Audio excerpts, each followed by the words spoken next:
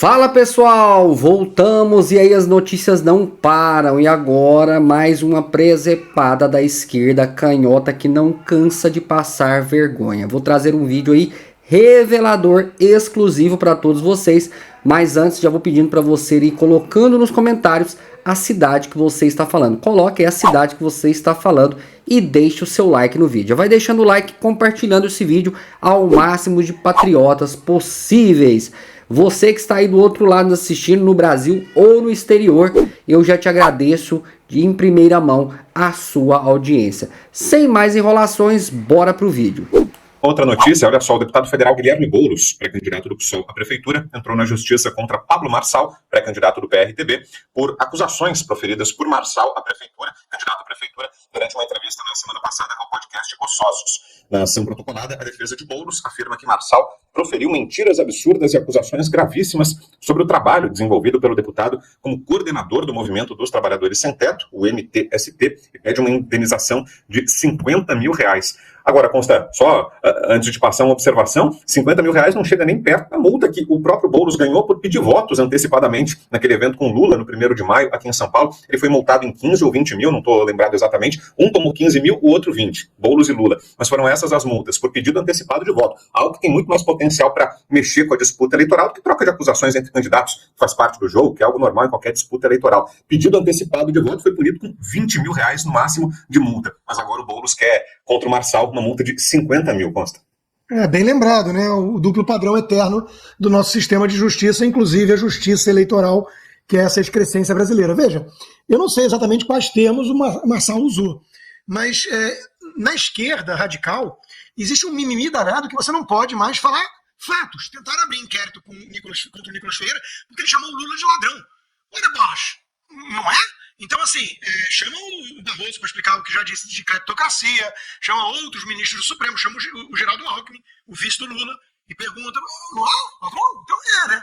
Então, roubou é ladrão. Então, é um mecanismo de defesa da extrema esquerda. Não pode falar que é comunista. Pô, o cara defende o comunismo. O cara defende o comunismo abertamente. O Lula ficou feliz de mandar um comunista para o Supremo Tribunal Federal. Aí você fala, comunista? Ai, que absurdo. Ué, não estou entendendo. Então, vamos falar de fatos. MTST é um grupo que invade ou invadia propriedade privada? Sim. Invadir propriedade privada é crime no Código Penal, na lei brasileira? Sim. A turma do MTST, que o Boulos lidera, já jogou coquetel Molotov na Fiesp? Atentados terroristas, digamos? Já. Então, vamos chamar as coisas pelos nomes, né? Invasor, criminoso, vagabundo. A rede social, eles querem tanto censurar as redes sociais porque a turma tem humor, né, do lado de cá, e eles ficam desesperados com isso. Vide o Tachad, né? Mas vamos lá. Quando teve a tentativa de assassinato do Trump, começou a circular que o Boulos também sofreu um atentado terrorista. Eu fiquei muito preocupado, fui ver o que aconteceu, né? E parece que é uma coisa muito grave mesmo. Ofereceram um trabalho para ele, né? Apareceram com uma oferta de trabalho na frente dele. Isso, o cara estava mal, estava abalado, se internou e os cambal. Eu não sei se é fake news, se é brincadeira, se é humor, ironia, sarcasmo, né? O que eu sei é o seguinte, esse cara aí, o primeiro trabalho dele, de fato, foi como deputado, né? Primeiro trabalho dele. Até então ele coordenava um movimento de invasão. Puxa, que trabalho legal. E filhinho de papai, tá? Da elite, papai médico, bem de vida, é da elite, né? É o nosso Sanculote Tupiniquim, que fica tentando se vender como jacobino em defesa dos pobres, e é filhinho de papai. Aliás, quem diz isso, muito bem dito, é o Reinaldo Azevedo, procurem. Mas aquele do País dos Petralhas. 1 e 2, vamos lembrar, né?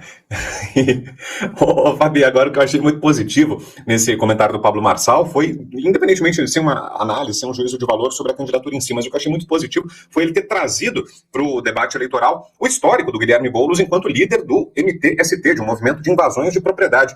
Porque durante a campanha presidencial, por exemplo, em 2022, se tentou dar um banho de loja no Lula, né? Se vendeu a candidatura dele como um grande democrata, um estadista, não se falava, virou um tabu relembrar o histórico de corrupção corrupção dele, a passagem pela cadeia, as condenações por mais de uma instância, por 9 juízes ao todo, por lavagem de dinheiro, por corrupção, nada disso era citado, né? Mesmo nas sabatinas, nos debates, Lula era tratado como um candidato como outro qualquer, não como um político corrupto que até pouco tempo estava na cadeia. E agora com Boulos já tem esse mesmo esforço, né, para tentar passar uma borracha nesse histórico dele de liderança de movimento invasor de propriedade, no caso o MTST, e é bom lembrar, talvez, nessa interpretação mais elástica que hoje se tem no Brasil, né, sobre atos contra a democracia, isso que faz o MTST, por exemplo, talvez pudesse ser enquadrado em invasão de propriedade. Você está retirando um direito basilar da democracia, do Estado de Direito, você está aniquilando o direito de propriedade. Esses movimentos reivindicam para si um papel que é da justiça. É a justiça que tem que dizer se tem uso social da terra, se ela está sendo cumprida ou não, mas esses movimentos dizem que a justiça é falha e eles é que se colocam no direito de fazer justiça com as próprias mãos, e mais do que isso, com armas nas mãos, o que é ainda pior, né? Então,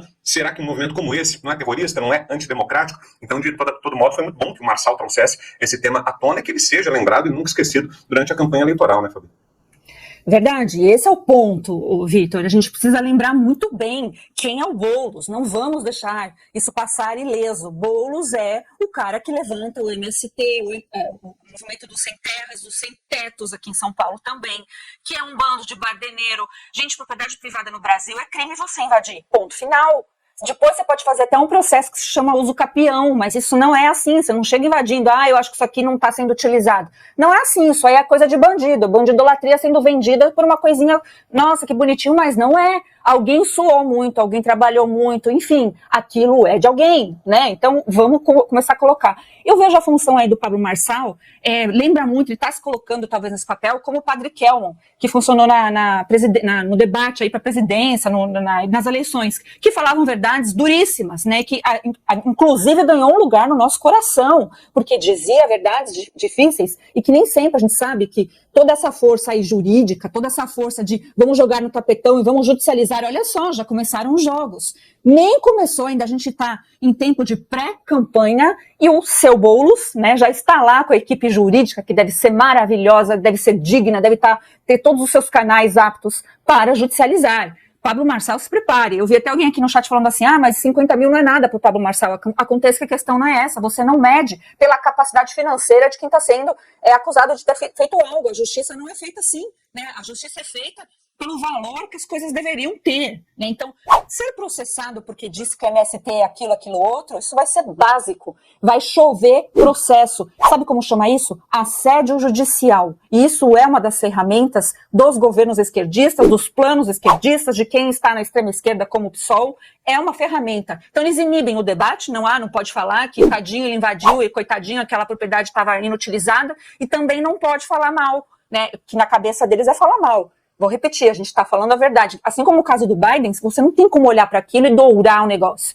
E não tem banho de loja que funcione, no caso do Boulos. Porque deixa ele falar 3 minutos que aquela veia guerrilheira dele vem para fora, mas vem de um jeito, ele não aguenta a provocação. Então a gente espera aí por um debate, não sei se o Pablo Marçal poderá participar por conta do coeficiente eleitoral, lá daquelas problema de partido, acho que é por isso que está tentando, inclusive, negociar com o MDB. Mas vamos ver, né, a conferir. O show é garantido. Pena que o que está em jogo é a prefeitura da minha cidade, da nossa cidade querida, São Paulo. Olha, falando ainda das eleições, um outro destaque agora, o PT, o Partido dos Trabalhadores, decidiu vetar o uso de recursos financeiros para candidatos de outros partidos. Essa decisão visa centralizar os recursos e fortalecer as campanhas internas do partido. Se a resolução for seguida à risca, o PT, em tese, teria ainda mais dificuldades para fechar alianças eleitorais em 2024. O partido está tentando, por exemplo, compor a chapa à reeleição do prefeito do Rio, Eduardo Paes, que, por enquanto, se recusa a aceitar a indicação dos petistas. Ou seja, né, constar os princípios ideológicos, o posicionamento político, isso tudo fica em segundo plano, né? O critério essencial para definir apoio ou não, adesão à candidatura, é dinheiro, né? Sem dúvida. E o PT não gosta de compartilhar o comando do cofre, né? Por isso tivemos o mensalão, né? Ele não gosta de contemporizar o poder. Ele é um partido totalitário, formação soviética, né? Então ele entende que os outros partidos são obstáculos, né? E não você tem uma parte, uma parcela, partido, né, do pensamento da sociedade que você representa, e você vai ter que, no jogo da política, da democracia, dialogar, fazer concessões, contemporizar e montar uma chapa com base em denominadores comuns. E, claro, isso vai representar, então, a divisão dos recursos também, né? O PT não gosta dessa mentalidade democrática. A mentalidade do PT é, puxa, que saco que tem outros partidos, não podemos logo acelerar rumo a Cuba? Não, chefia, não pode. Tá, então tenta comprar as prostitutas de aluguel aí do Congresso, né? Porque a gente controla tudo. Então, aliança com o PT não existe, não é uma aliança político-partidária. É um acordo que tem outro nome, né? O PT não tem aliados, ele tem comparsas. Então ele chama para o jogo para participar do butim, mas ele quer ter o comando das fichas. Ele quer ter a chave do cofre, ele não confia em ninguém. Veja, Brown, não é difícil perceber isso, que em 40 anos o PT foi incapaz de produzir uma liderança. Não tem uma liderança no partido. Por quê? Porque tem que ser tudo centralizado no Lula, nosso guia, né? Então ele não confia nem mesmo nos petistas. Ele vai confiar em PSOL, que é um desmembramento do PT, mas que ficou independente em alguns aspectos. Ele vai confiar no PDT, no Ciro Gomes? Não confia. Então o PT tem essa mentalidade, né? Lula, partido e os comparsas de ocasião, porque não tem nenhuma aliança com um projeto de nação. O PT não tem isso. O PT tem um projeto de poder, e é um projeto de poder totalitário. Os outros são instrumentos ou obstáculos a serem eliminados no processo. Ô, Fabi, você vê que isso assusta até os próprios candidatos, né? Os próprios postulantes a prefeito também pensam duas vezes, não estão fazendo essa aliança automática com o PT, que era de se esperar, né? Porque o partido tem muito dinheiro, tem uma bancada relativamente grande no Congresso, tem acesso a bastante verba dos fundos, tem a presidência da República também, mas mesmo assim os candidatos ainda não estão aderindo tão facilmente a essas negociações propostas pelo PT, né? No caso aí do Eduardo Paes tem uma resistência, ou seja, a presença do PT é tóxica até para esses candidatos, né? Eles, por mais que haja muito dinheiro envolvido, pensam duas vezes e, em alguns casos, estão rejeitando esse apoio do PT, né?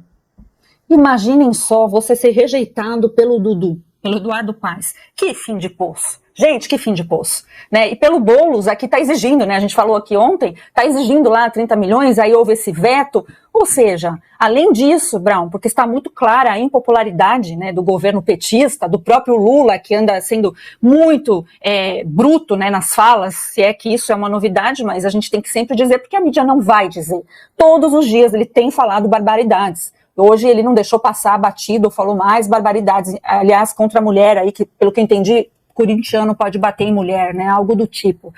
É assim, é sorrateiro, dá nojo, dá aquele asco. Então, assim, até a própria esquerda, que se diz puritana e se apropria das pautas de direitos humanos, como que você vai carregar para o seu palanque um ser ranzinza que só fala bobeira, né, que só tem esse objetivo aí de projeto totalitário mesmo de poder, que não quer saber de delegar, que só olha e ainda fala, olha a Janja, ela que fala para mim sobre economia, tá explicado porque o negócio tá ruim, né? Janja falando de economia, meu Deus do céu, onde vamos parar? E aí é a falta que a gente relembra aqui, fala, meu Deus do céu, cadê um Randolph para judicializar tudo isso? Ia dar certo? Eu não sei, mas pelo menos ia ficar mais na pauta, que nem hoje a pauta aí jurídica do negócio está sendo, nossa, o que a Ramagem foi lá depor na Polícia Federal?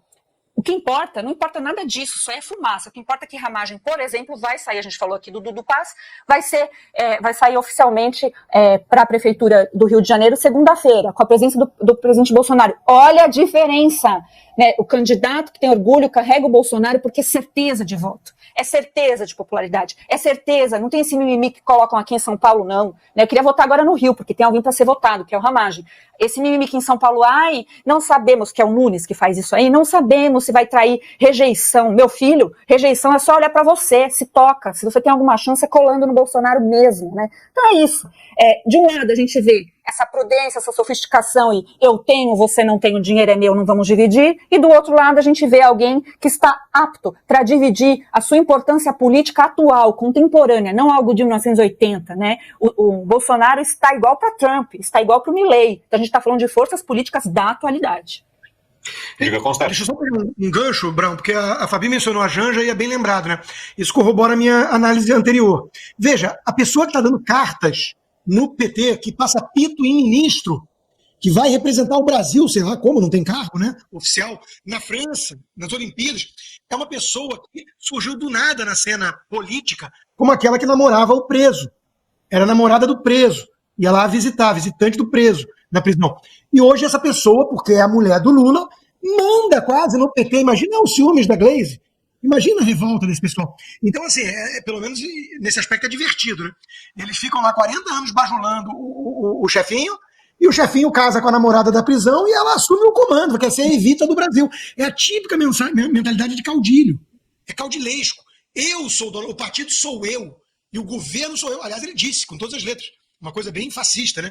Eu sou o povo. Quando vocês estão criticando o povo, vocês estão me criticando. Logo, a Janja é a mulher do povo. Né? Então, olha o nível de mentalidade desse sujeito. Já o Bolsonaro, também bem lembrado pela Fabi, se cercou de pessoas melhores do que ele. Paulo Guedes é um bom exemplo, mais preparadas, que eu quero dizer, mais técnicas. Ou seja, o bom líder, ele não é uma pessoa insegura, invejosa, controladora, que se cerca de bajuladores medíocres. Ele é alguém que cria novas lideranças. E olha o Tarcísio aí voando. Um governador bem avaliado, foi eleito governador na esteira do bolsonarismo. O Bolsonaro criou novas lideranças que nem são do partido dele, até porque ele não tem. Ele está no PL. Ninguém vai dizer que o Valdemar representa a mentalidade bolsonarista. Então, de novo, é muita diferença um para o outro. Um quer o melhor país, se cerca de pessoas melhores, não tem problema em ser humilde e se colocar ao lado de pessoas que vão assumir voos solos. O outro é incapaz, em 40 anos, de produzir uma liderança dentro do partido e traz a namorada da prisão para ser a Evita brasileira. Tem uma notícia que ilustra perfeitamente isso que falou agora o Constantino. Olha só, sobre as diferenças, né, da política partidária na esquerda e na direita. Veja só, o presidente do PL, Valdemar Costa Neto, afirmou que a permanência de Ricardo Salles no partido depende de uma decisão do ex-presidente Jair Bolsonaro. Depende do Bolsonaro, foi o que disse Valdemar ao jornal Folha de São Paulo. A declaração foi feita em meio às especulações sobre a saída de Salles do PL. O deputado recebeu um convite do Partido Novo para concorrer ao Senado em 2026. Ou seja, né, Fabi, de um lado a gente vê até muito coleguismo entre os próprios parlamentares, né? Não há muita preocupação com a filiação partidária, né, no campo da direita. A gente vê, por exemplo, o deputado Marcel Van Hatten, que é do Novo, o deputado Ricardo Salles é do PL, tem parlamentares do Republicanos, enfim, abrigados nos mais diferentes partidos, até por esse componente que o Consta trouxe agora. O Bolsonaro não tem um próprio partido, tentou até a criação de um próprio partido, mas não há uma legenda que represente de forma fiel, de forma legítima, a direita, os projetos de país da direita no Brasil. Então eles estão aí abrigados no partido que for, porque a lei brasileira não permite candidaturas independentes, né? Talvez se permitisse, muitos deles nem estariam filiados a partido qualquer. É só uma formalidade, mas no campo da esquerda vale muito, né? A legenda, o fundo, o acesso a recursos, né, Fabi? E a famigerado tempo de TV. Alguém precisa contar para esse pessoal que tempo de TV não é mais o que conta, porque o que conta é você ter realmente uma popularidade visível, né, como no caso do Salles. Né? Então, realmente foi um grande tiro do pé do Valdemar. Valdemar, estiver ouvindo, vai que, né? O senhor errou demais de ter obstruído a candidatura do Salles aqui em São Paulo. A gente já passou por isso, então, mágoas à parte, vamos para a frente. Aí a gente vai ver se é verdade. Porque é óbvio que o presidente Bolsonaro jamais vai impedir, né, que o Salles se faça valer em qualquer outro partido. O presidente Bolsonaro, para quem não lembra, vamos lembrar, foi o primeiro presidente do Brasil que ficou um tempo sem partido político. Isso é inédito, né? Que ele teve um problema lá no PSL, ligou um dane-se pro PSL, deixou toda a verba partidária e falou, eu fui.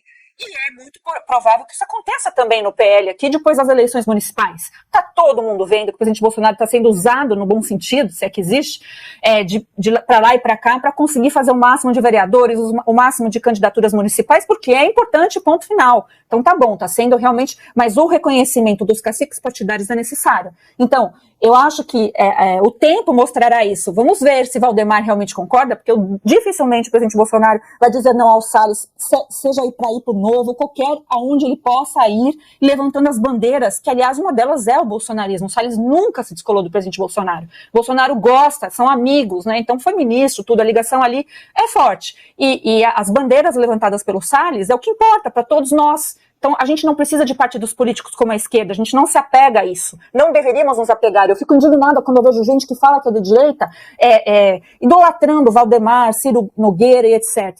Não, a gente se apega a pessoas, a valores, e se elas mudarem, se elas fizerem coisas que nós não concordamos, a gente não tem essa estimação toda aí. Então, Valdemar, está na hora de abrir essa oportunidade, mesmo porque por São Paulo terá 2 candidatos a senador em 2026. Inclusive, ontem eu vi uma parte de um podcast onde o Pablo Marçal participou, e Valdemar, você precisa esclarecer esse ponto, porque o Pablo Marçal afirmou que você Valdemar, teria o convidado para ele ser senador em 2026. Se isso é verdade, nós gostaríamos de saber, porque o candidato do PL, pelo que eu saiba, é o Eduardo Bolsonaro. E o segundo candidato aí que nós que elegemos, que somos o povo conservador, por São Paulo, nós queremos o Salles, que fique dito. E você, Consta, que achou dessa possibilidade aí, dessa negociação do Salles, da possível ida para o Novo para concorrer ao Senado? Uma boa estratégia?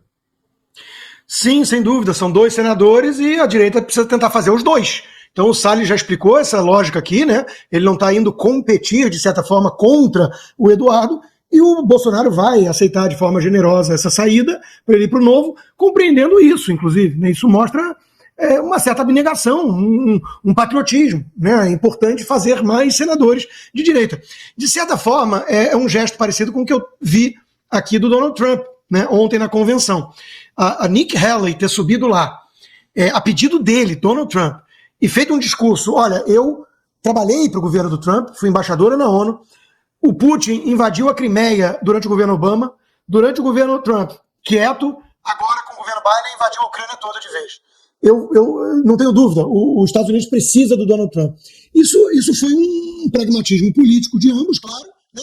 Mas de certa forma, o cara ele está abrindo mão daquela história, voltando à análise anterior, do controle de todo mundo ali, puxando o saco, só bajulador do lado dele, para pensar em algo maior.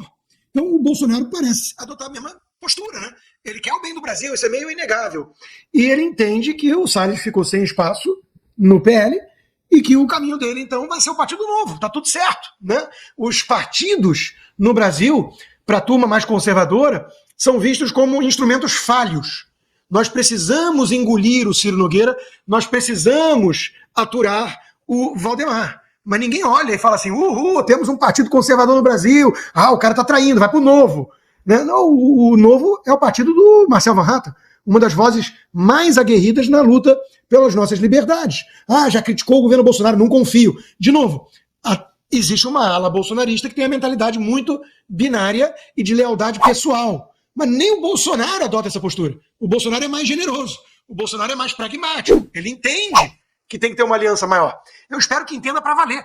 Porque, veja, não é possível derrotar a esquerda sem votos de centro e moderados. E esses podem não gostar do Bolsonaro, mas algo maior está em jogo. É exatamente a visão que o Trump está tentando trazer. Na convenção do Partido Republicano teve feminista fazendo discurso pró-Trump. Feminista. Então, meus amigos, é isso aí. Entenda que tem que usar os instrumentos disponíveis. Não temos um partido, o Bolsonaro tentou, né? Não deu. Então, não tem tu, vai tu mesmo. Olha, acho que muito dessas costuras aí, se o Valdemar vai permitir a saída do Salles, se vai dificultar ou não, acho que tudo isso depende muito das eleições municipais também. Porque se vier essa esperada derrota da esquerda, se o PT perder prefeitura, se for mesmo essa surra que está sendo projetada aí em muitas cidades, todas essas negociações aí são facilitadas de uma certa forma, né? O Valdemar e os caciques partidários como um todo vão perceber que, olha, em 2026 se avizinha mais uma derrota do PT também, a expectativa é de um crescimento da bancada conservadora no Congresso, então vão se mobilizar também em benefício próprio. Aqui não é nenhuma questão ideológica, pensando no bem do país. Não, mas por sobrevivência, por fisiologismo político, vão querer também facilitar tudo isso, né? Eleger o maior número de parlamentares possíveis, porque vão ver que está em sintonia com a população. Então, acho que muito do que vai acontecer em 26 depende agora do resultado de 24. Tá aí a canhota desesperada, Guilherme Boulos, tentando de todas as formas aí diminuir a audiência aí do Pablo Marçal na corrida para a Prefeitura de São Paulo. É incrível que essa turma não cansa de passar vergonha, né, pessoal? Coloque aqui nos comentários a sua opinião. Pessoal, espero que vocês tenham gostado do vídeo. Mais tarde tem vídeo novo no canal. Se você não é inscrito, já vai se inscrevendo, clicando no botão se inscrever e compartilhe esse vídeo ao máximo de pessoas. Deixe também o like para ajudar a fortalecer o nosso canal. Vou ficando por aqui, um forte abraço e até mais tarde no próximo vídeo.